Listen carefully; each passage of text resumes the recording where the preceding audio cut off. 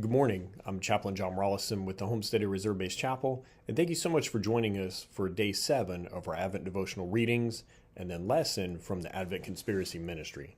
Today's reading is from the Gospel of Matthew, chapter 1, verses 18 through 21. This is how the birth of Jesus the Messiah came about. His mother Mary was pledged to be married to Joseph, but before they came together, she was found to be pregnant through the Holy Spirit. Because Joseph, her husband, was faithful to the law, yet did not want to expose her to public disgrace, he had in mind to divorce her quietly.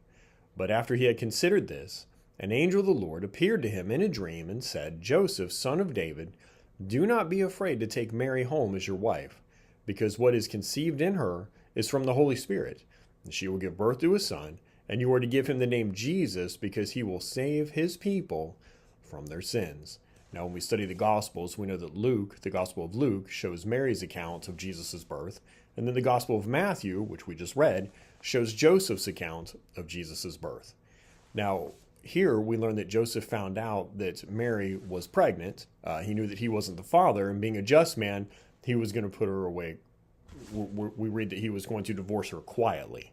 Now, apparently he was perhaps embarrassed by this, but he had in mind, because he was a good man, not to do anything that would hurt her, and that's why he wanted to do it quietly. Now, in his sovereignty, God cleared up the matter for Joseph in a dream, and he understood what happened, and he did what the angel in the dream told him to do.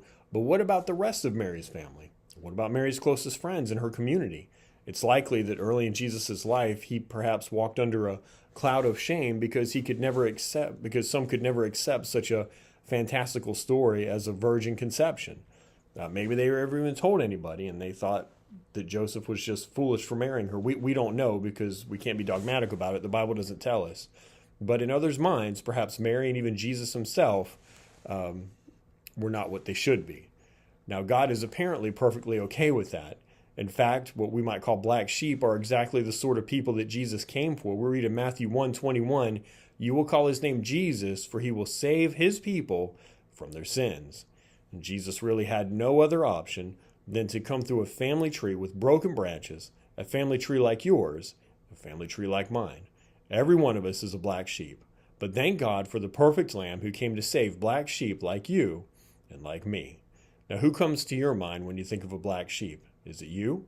Is it somebody else? And how does Jesus' mission to save people change your view of others? I pray this brought you hope and encouragement today. And until tomorrow, I'm Chaplain John Rollison with the Homestead Reserve Base Chapel.